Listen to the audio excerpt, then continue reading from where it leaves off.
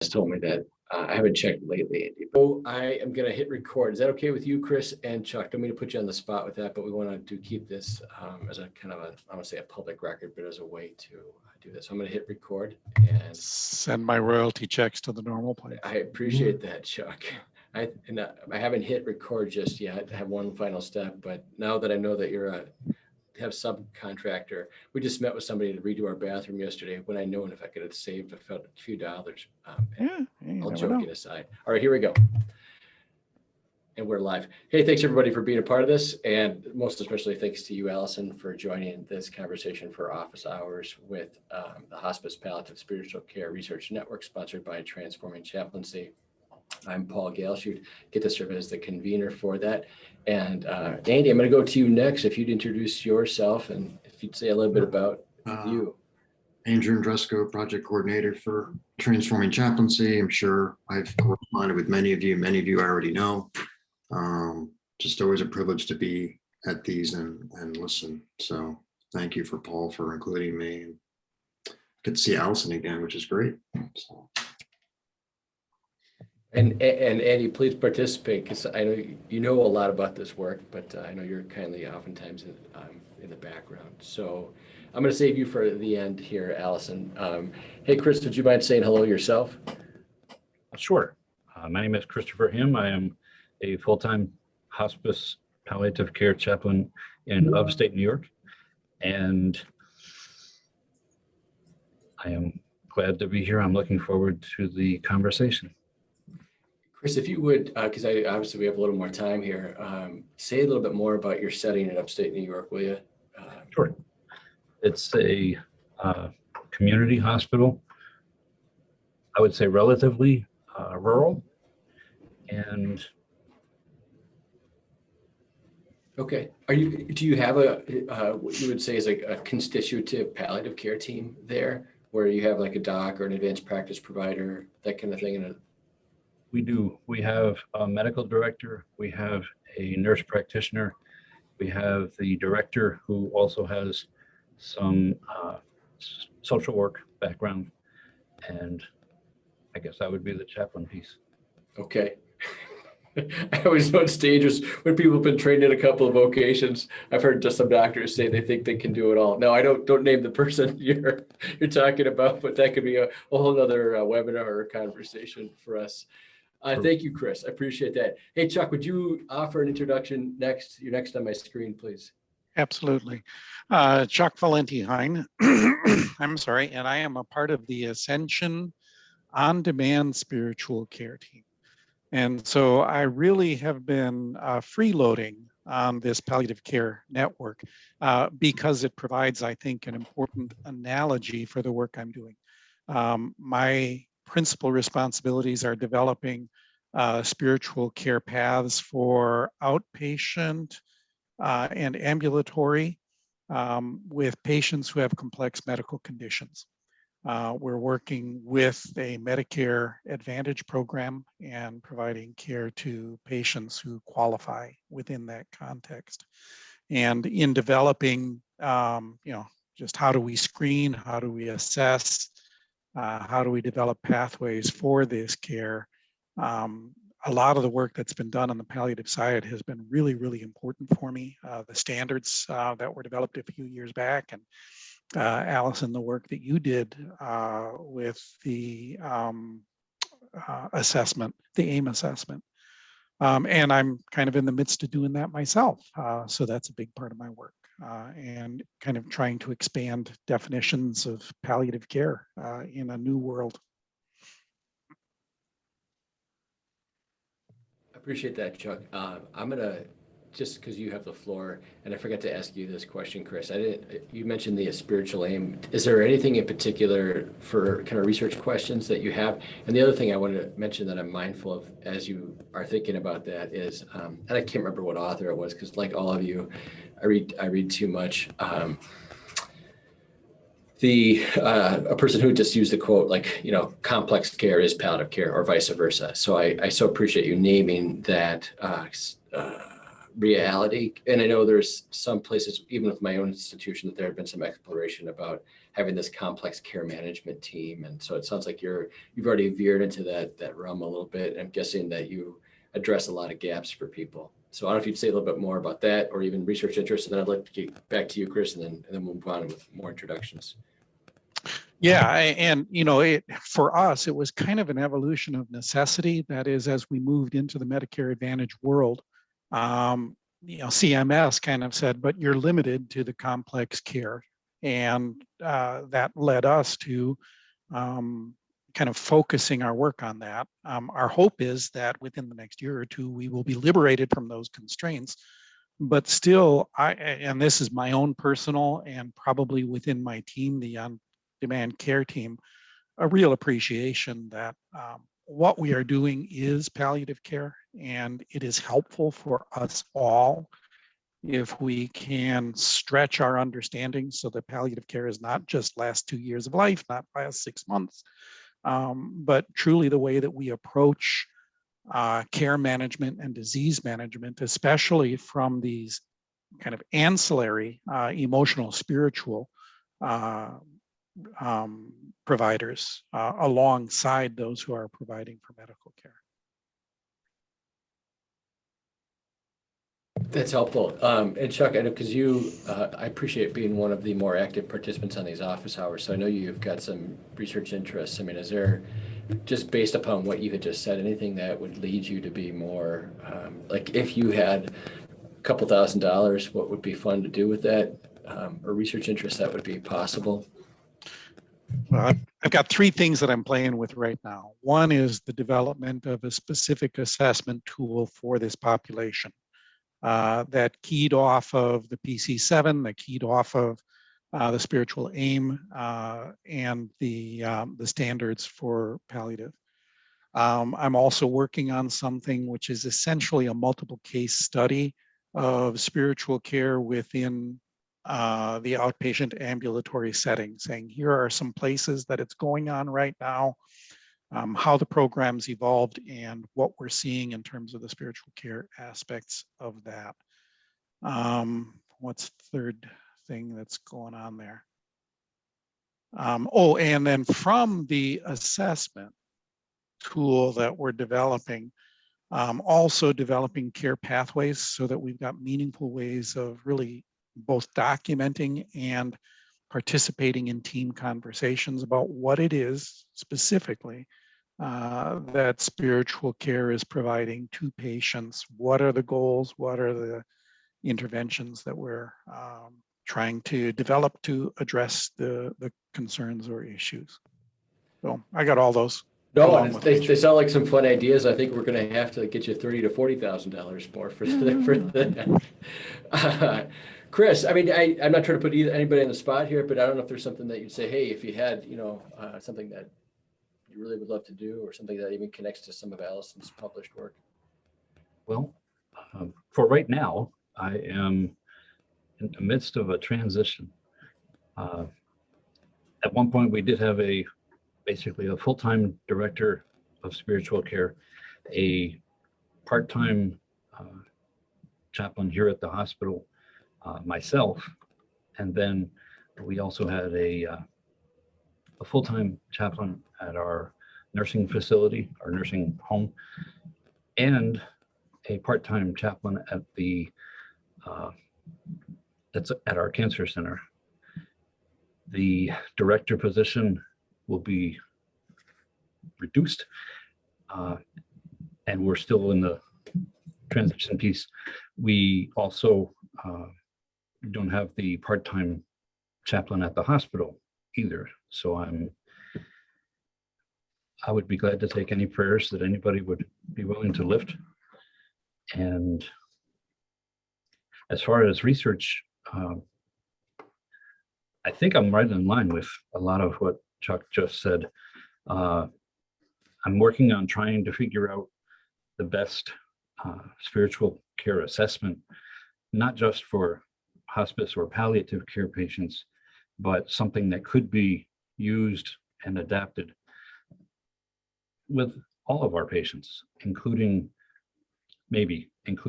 our inpatient addictions and behavioral health. Are you associated with a system up there, Chris? Well, up until recently, we were connected with Ascension. At this point, we are transitioning back to a more independent position. That's, wow, that's interesting from all sorts of, but yeah, the ways in which that FTEs and levels of leadership are being eliminated, that's very hard to hear. I appreciate it, Chuck, Chris, and I don't mean to monopolize the colleague conversation here. Good to see you again. Would you mind introducing yourself too before we introduce Allison? Thank you. Yes, can you hear me? Yes. Okay, good. My name is Sandra Casey. I am at Trinity Health. I'm in the senior neighborhood, senior communities. I've only been here a couple of months, so I was originally from Avera, which is in the Sioux Falls area, and parts of Minnesota, Marshall, Minnesota. We have not really, the chaplain role here, I don't see very much offered for research. I am working on a research project myself as a student. And so that's what I can speak about a little bit, but we don't have much research going on here at Trinity that I'm aware of. So I am doing a dissertation project on palliative care and trying to find out, it's very simple, but I think very important, trying to find out the number of spiritual care visits that occurs when at the time of discharge location. So when palliative care patients are in the hospital and they're discharged, where are they discharged to? And is there any evidence that spiritual care makes a difference in that, part of discharge? I have been interested in this because I one day counted the number of times that I talked to a patient or a family member about discharge planning. And I thought, there's nowhere to put that on the assessment. That just never comes up. No one ever really asked me specifically as a chaplain if I have talked with anybody about discharge planning. And I think that is significantly important right now with all of the reoccurrences of patients returning to hospitals, not being discharged completely. A lot of the research shows that because there hasn't been a team effort.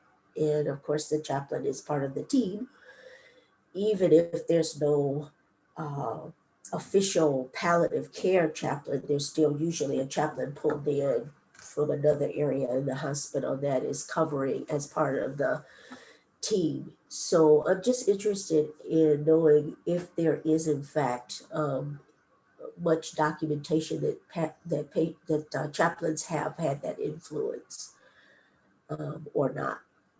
And it's similar to, I've seen some research on advanced care planning, and it would be pretty much similar to that. But how often do we get to say that we put input into the practical side of pastoral care, when I think in a team, what's so unique to me, I've done a lot of hospice, so unique to me is how each team member has their own job, but you have to know all the other parts of the team as well. And so it's really important that chaplains do that, and it's important to the patients and families as well. And it is about the quality of life. I mean, where they're going to die is important, and it does affect the emotional and the spiritual well-being, their well-being. So I'm just looking at that as a simple project. I would love to do more research, but right now that's kind of what I'm looking at. So Thanks, Sandra. You got your hands full there for sure. That's a lot. If there's more time, I mean, I don't want to monopolize because I want to get to the star of our show here, and that's Allison, of course. But that sounds interesting. Just because I'm in Minnesota myself. So you are in Marshall, Minnesota, or you're in No longer. I was. I'm now in Michigan. Michigan? Wow, Oh, I didn't know that. Well, yeah, that's interesting.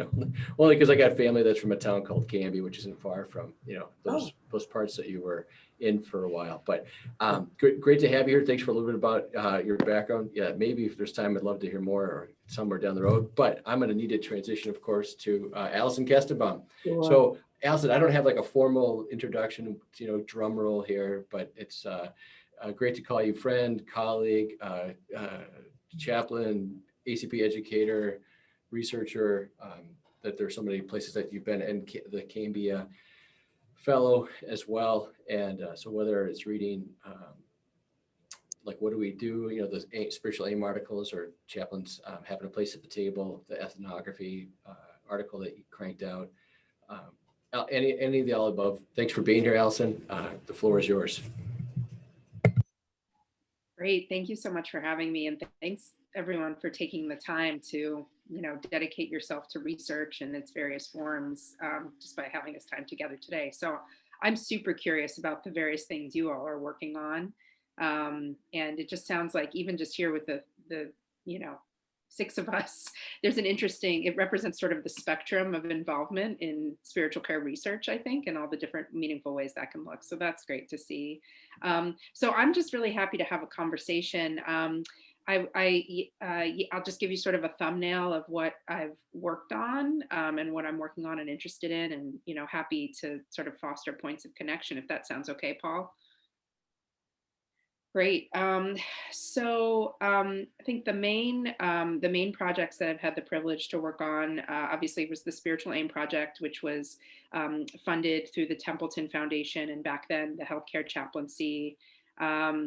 This was back in like 2011, and it was a project that gave funding for studies that explored, spiritual care and hospice and palliative care, but particularly was also devoted to developing research skills and mentorships for chaplains. And that was a really special opportunity. They only gave out 6, and I wish they gave out 1,000 or more, because I think there's so many people in our profession that would benefit from that. It was just pivotal for me. And you know how these things go. Once you collect a bunch of data, we collected quantitative and qualitative data from 31 patients, and that's a small pilot study. But basically the information I have from that could last me the rest of my career in terms of analysis and publication and all that.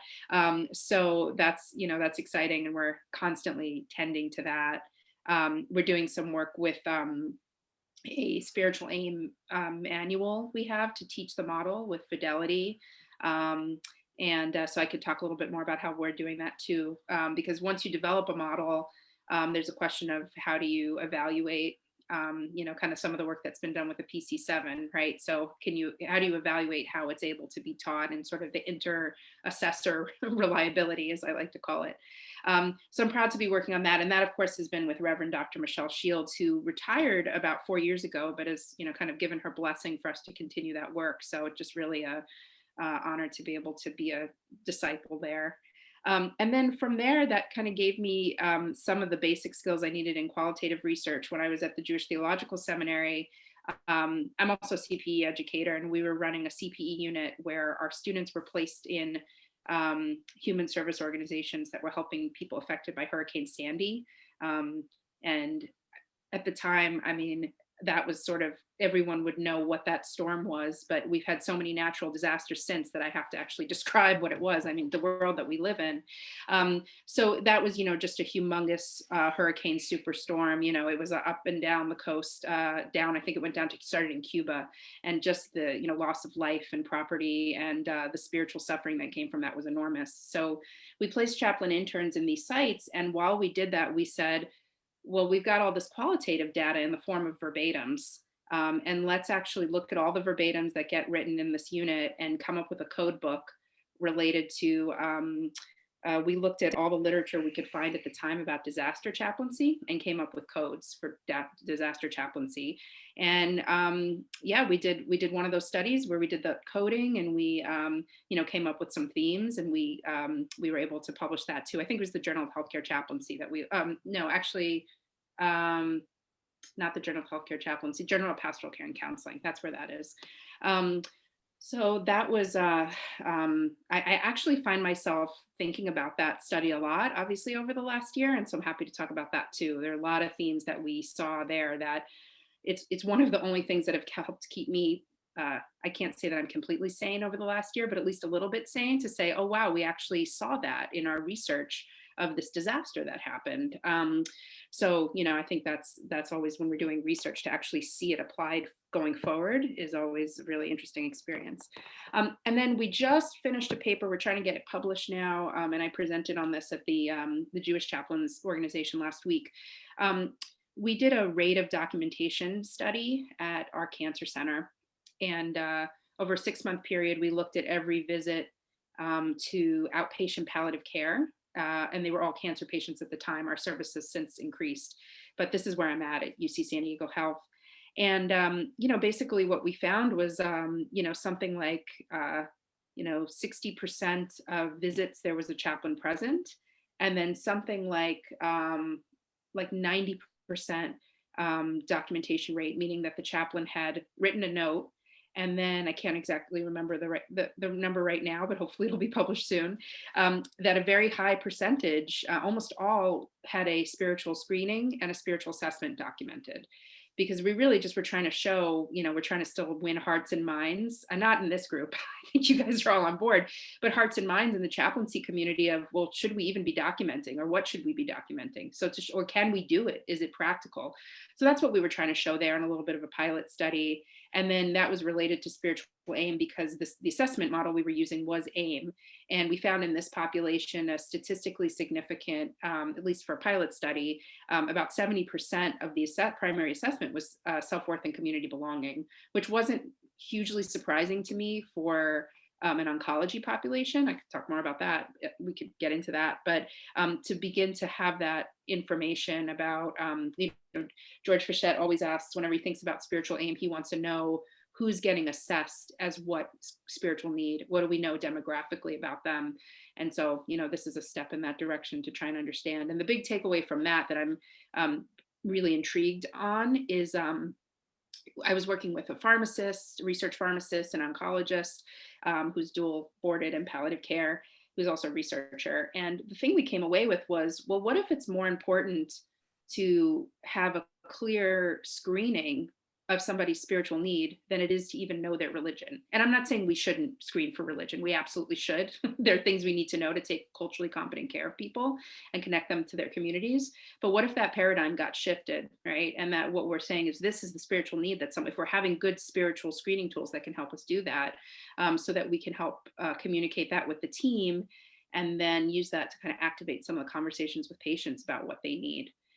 So that's what I have in the hopper, and that's what's been, I guess, over the last 10 years. And I have some dreams for the future, but there's only so many hours in the day. So.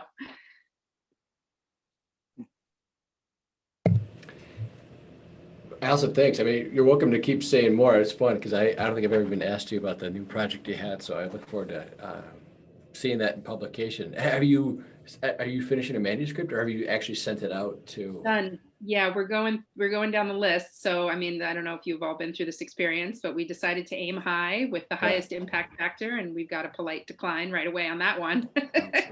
And then went to another journal and no on that. So we have, that's an interesting process too. I don't know how much you guys talk about this on the office hours, but just, knowing how to even navigate the submission process. And, that one of the journals came back and said, well, you can pay us money for it to be in an open access journal, right? And that the oncologist is like, and the pharmacist said, well, yeah, I've got some discretionary money for that. And I'm like, wow, Like, that's incredible. You know, I don't know, maybe Paul, you've got money like that laying around for your research endeavors, you know, but to me, it's like, that's just normal for them, that they have that money in their budget. The institution gives it to them to be able to do that kind of publishing. And that's just like the farthest thing from my mind. So I don't think we actually are going to go that route. We're going to go a different route, a related journal. It's a cancer journal that the oncologist has collaborated with. But, you know, just that whole process, which just as a chaplain, I really need mentorship, you know, similarly with the previous articles we had published. You know, I was working with Laura Dunn, who's now at Stanford, but, you know, she's an incredibly productive researcher who knows her way around that kind of process. And I just would be lost without that. You know, I was able to submit to Journal of Healthcare Chaplaincy and Journal of Pastoral Care and Counseling on my own. I could handle that, but the politics of the other journals in palliative care and healthcare, I feel like that's an area that at least I need help. I wonder if other chaplains feel that way too. I think Allison, that's a future webinar waiting to happen, and probably to invite you to be a part of it. No, as you know, I'm a relative newbie to some of that, so it's but I think the fact that, like, for example, that you have been published in the Journal of Pain and Symptom Management is a feather in your cap, and that's much to be admired. And but yeah, I can't say it. Go ahead. Well, I was just going to say, just to, you know, to give the background on that, because it looks so, you know, shiny and tied up on the front, but, you know, it was published as a brief report. It was not submitted as a brief report, and a brief report is less prestigious than a study, you know.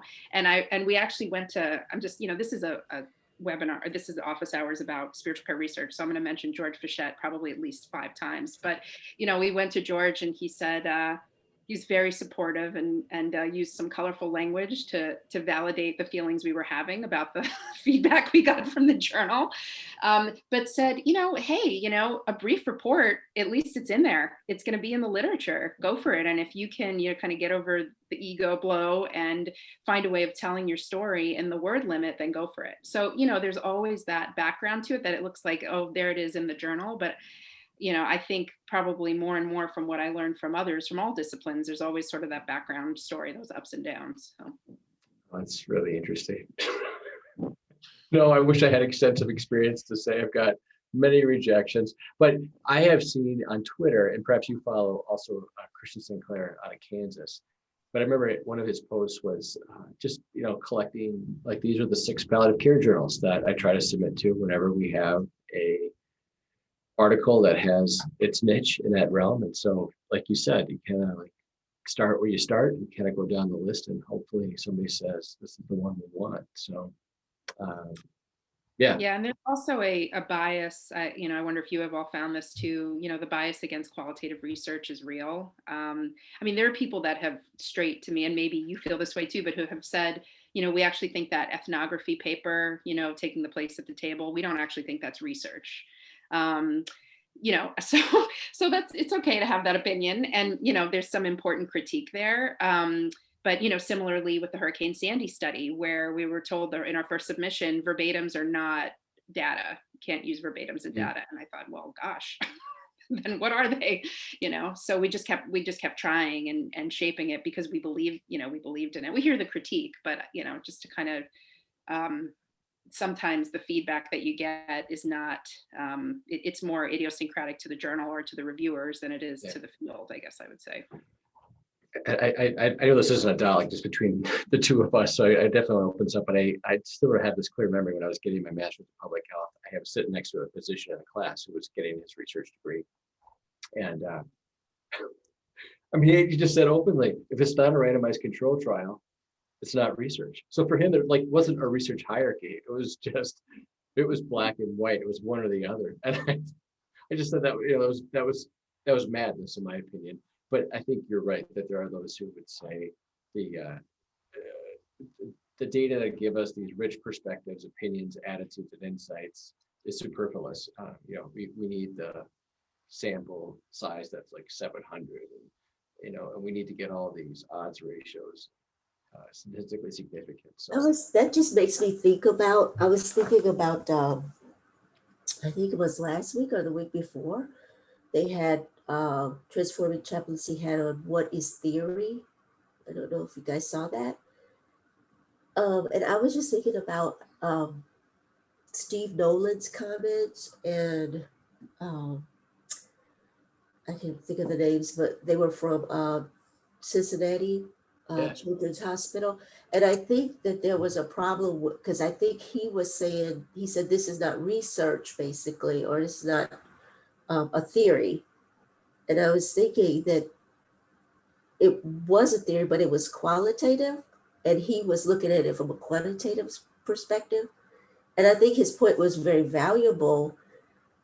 But when I watched it twice because it was just so fascinating of just the debate. I mean, first, there was no decision on what a theory was.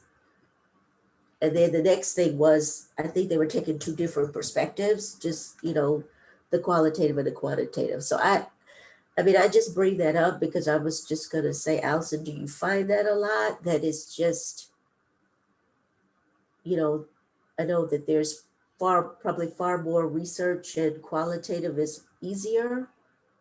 Do you find that that is the case in chaplaincy, or are we moving, or like where are we from a broad perspective with, um, quantitative data? Because I don't see a whole lot of that out there.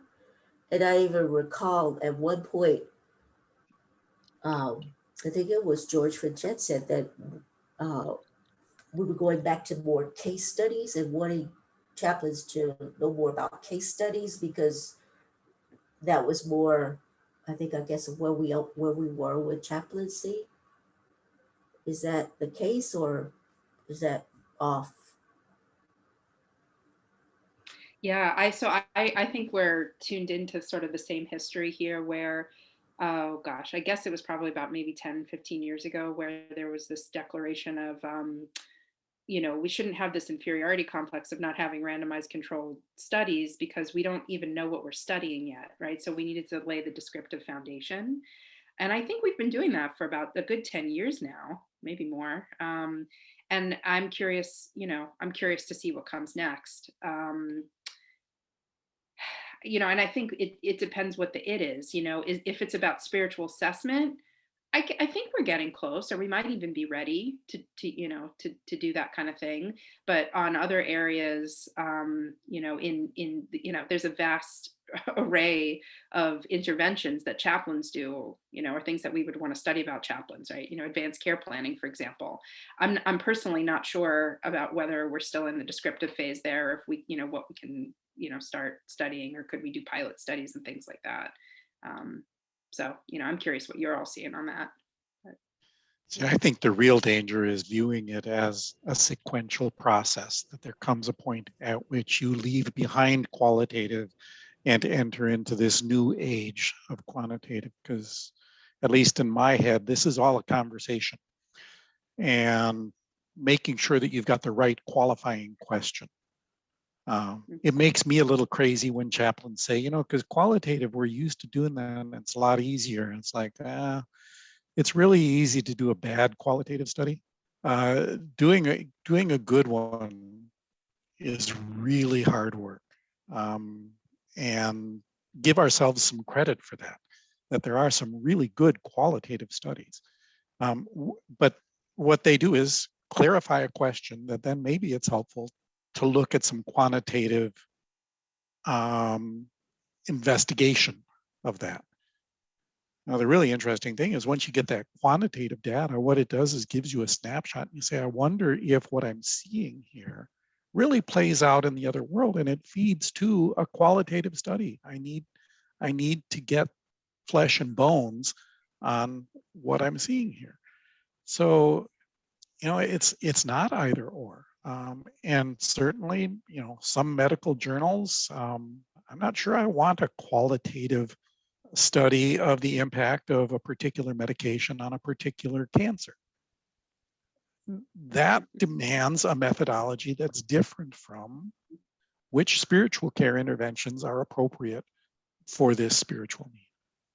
And let's just be honest about that and say what we want is a conversation and not publishing points. Right. Yeah, I think there's a lot to be said about mixed methods in our work.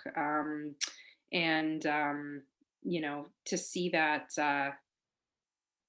I've just having worked with sociologists a lot in spiritual care research, and just seeing, I mean, I'm kind of drawn to that myself, but to see how the validity, or at least the information that's provided, and the way that that's helped us to frame questions, and then some of the pilot information that goes with that, I think, to me, that's been some of the most interesting material that comes out. And I think it's aligned, this might be a little bit of a reach, but I think we're pretty accustomed to working interprofessionally and interdisciplinarily. So it would seem to me that we would take that, from the clinical realm and maybe apply it to research as well, that could be a natural fit for us as chaplains.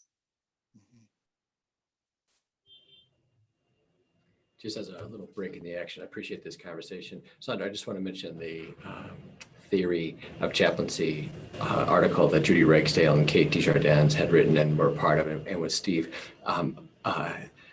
Just that, yeah, it's a complicated topic, and actually Steve Nolan would actually probably say he's a qualitative researcher. He and George Fichette joke about how he's really not in the quantitative realm a whole lot, which is not to contradict, because I appreciate what you naming what he said, but I appreciate his scholarly response. And I love Kate and Judy, but I tend to agree with him personally, just because what we're taught in research land about what a theory is, you have to have these interrelational components that are tested in an ideally quantitative way that demonstrate the correlative relationships with some substantial findings. And you're right, it gets hard. And I think this is, but to bring that to where you are, this is, I think, part of the challenge for where we are at for theory of chaplaincy, because it's, it's a lot of conversation. It's a lot of good discourse and disagreement. But I just wanted to mention for Steve,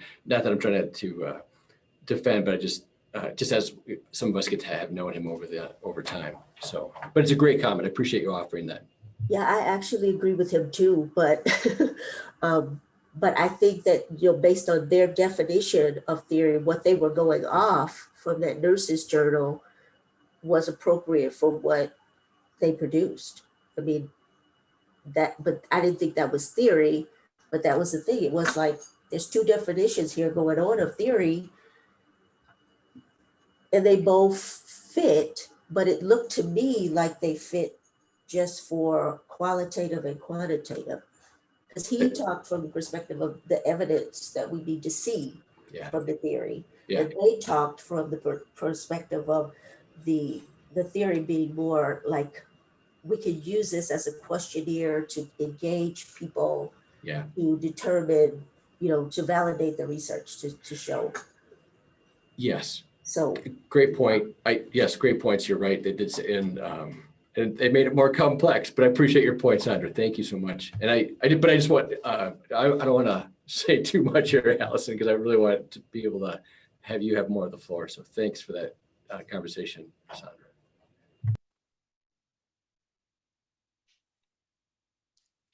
I'd be interested in a little more on the screening part of this most recent project of yours. And, basically, what is it, a uniform screening that was used across all of those? And what are you using and what are you finding?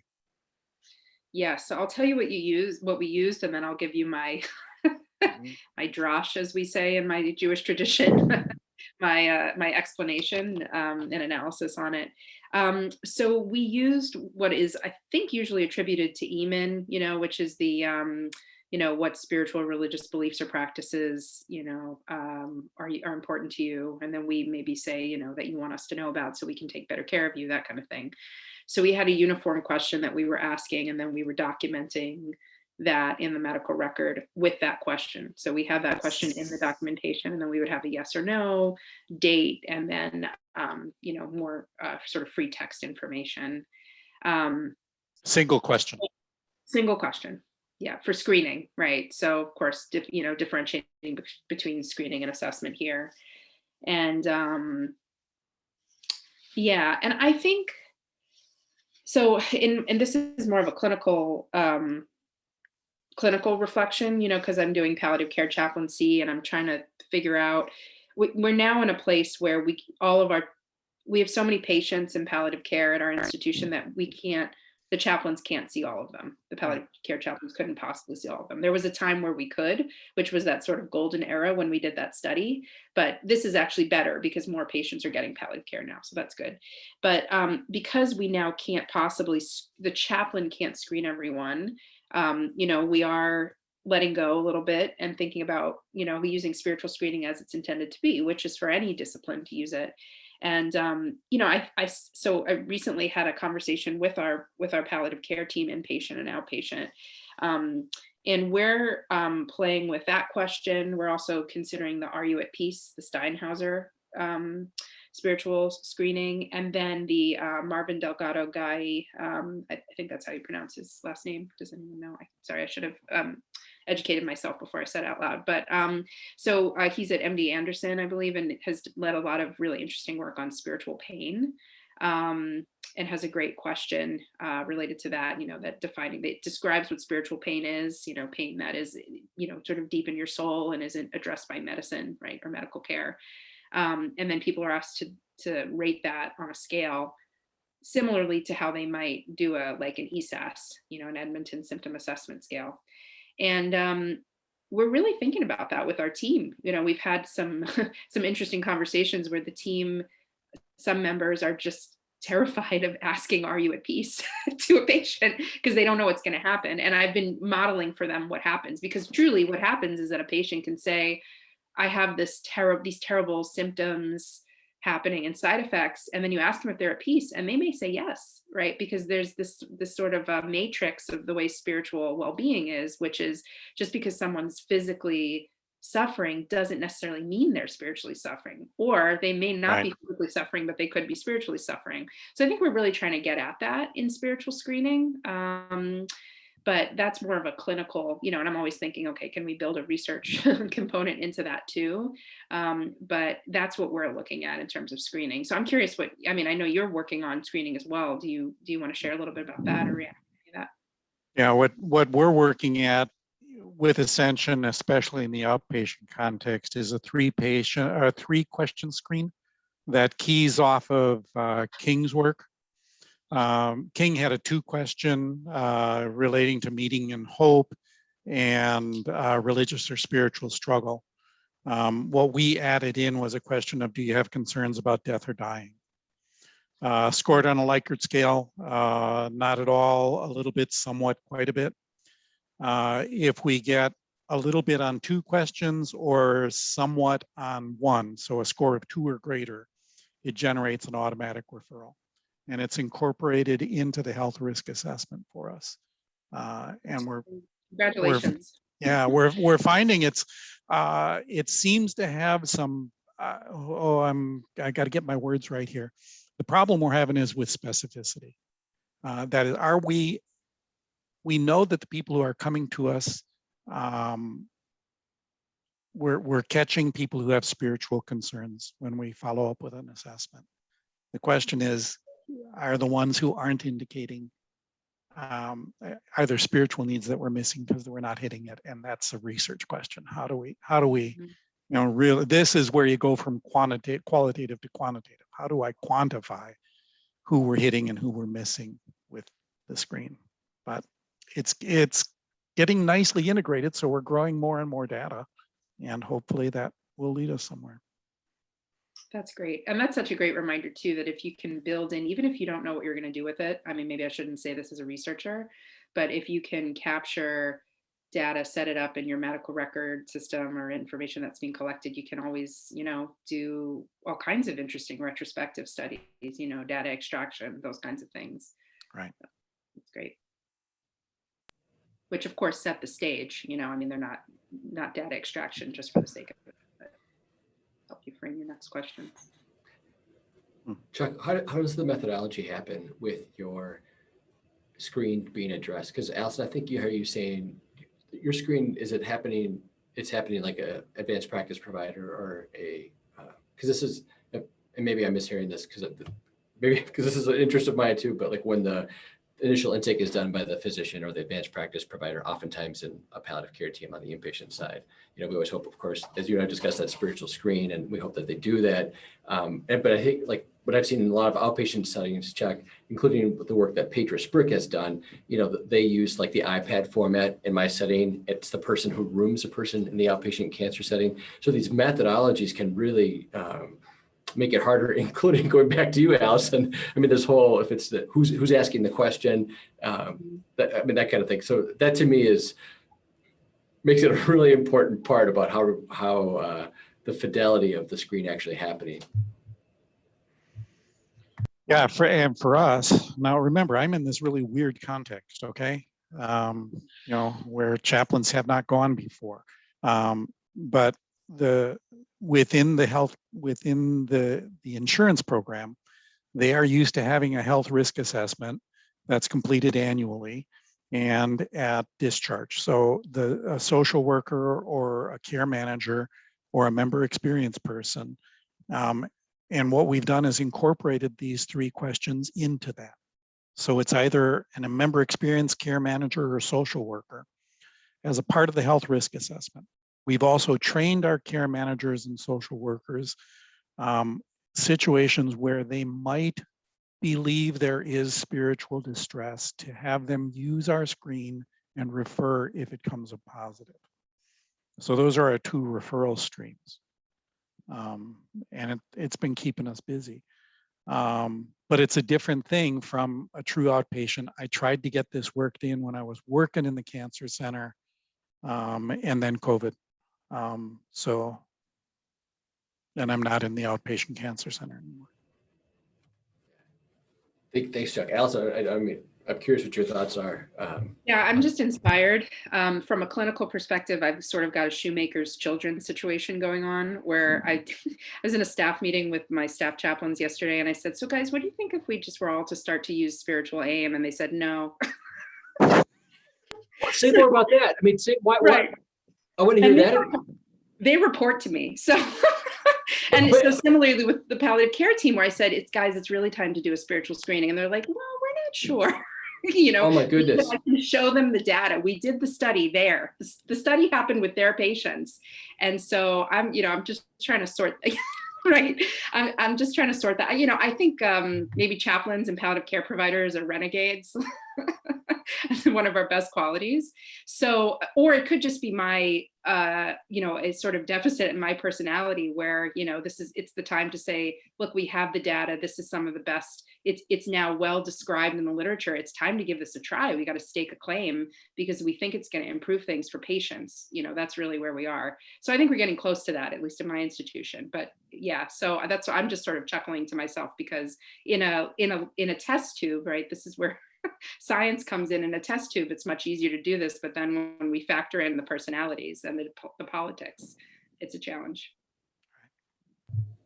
Yeah, I'm stunned.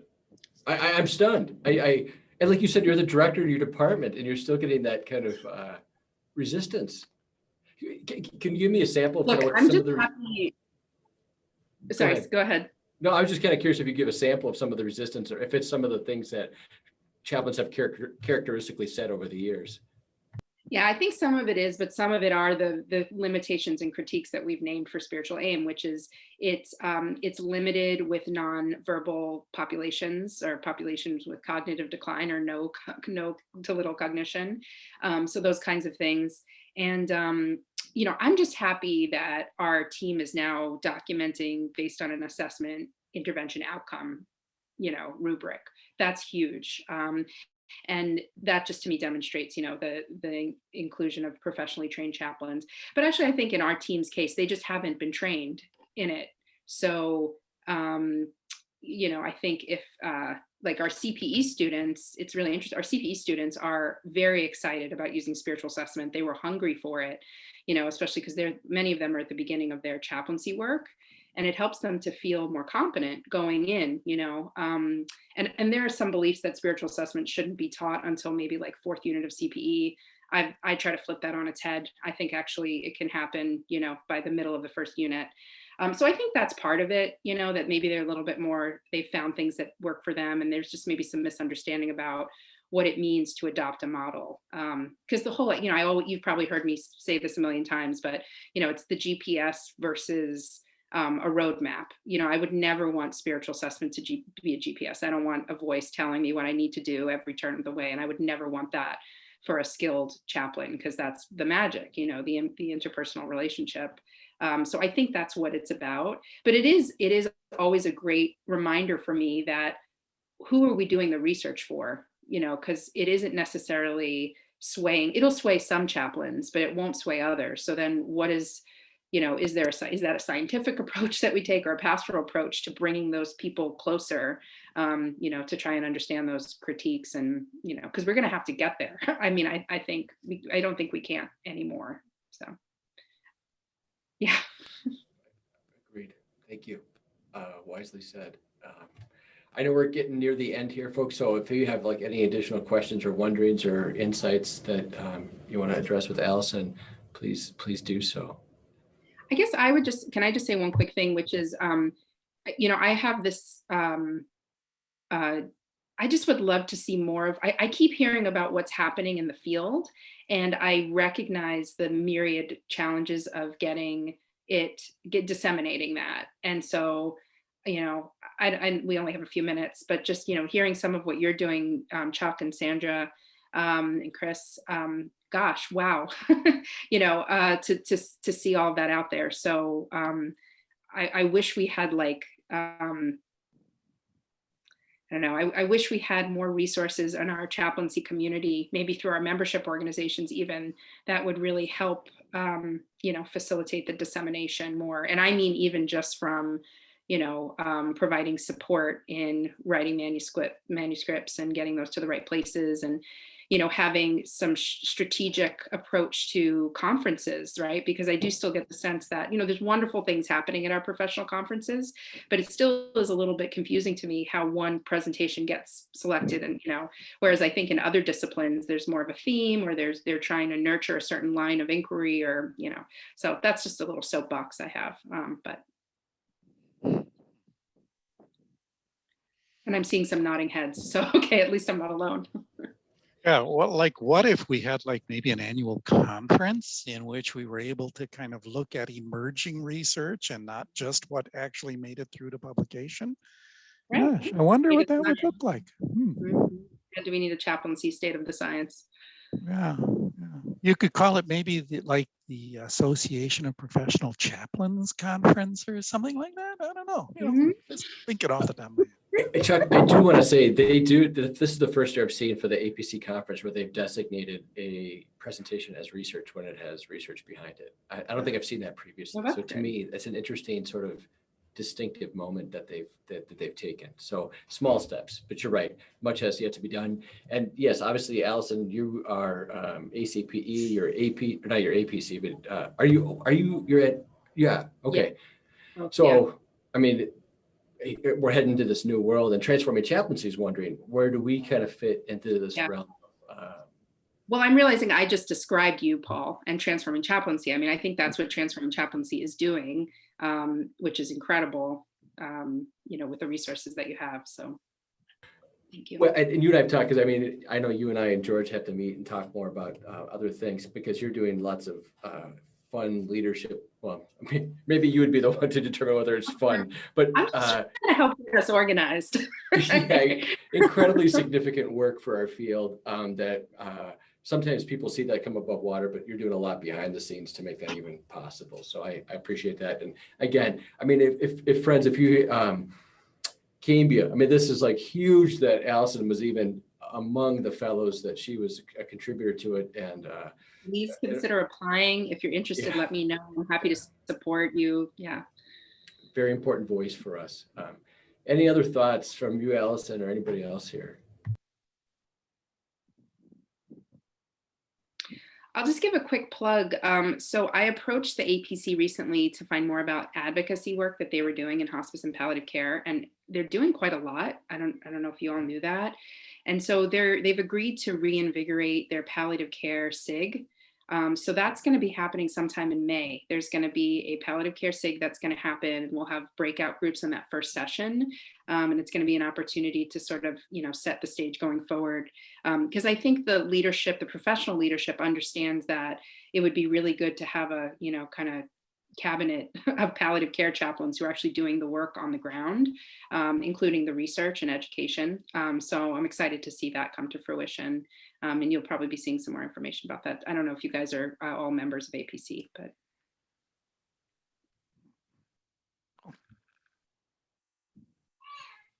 Gosh, I'm just so, heartened by what's happening out there and what you all are doing. Thank you. I learned a lot in this hour, so it's great to feel like we're in a community. Allison, really amazing. You're amazing. Thank you, Chuck. Thank you, Chris. Thank you, Sandra. I appreciate your insights, your contributions to the field and to this moment. And it's always fun to have a chance to connect in a person like this. But again, thanks to you, Allison, because I know you're really busy, and look forward to connecting again sometime soon. All right, everybody. Thanks for being a part of the network. I so appreciate it, and keep spreading the word. Take care. Thank you. Thank you all.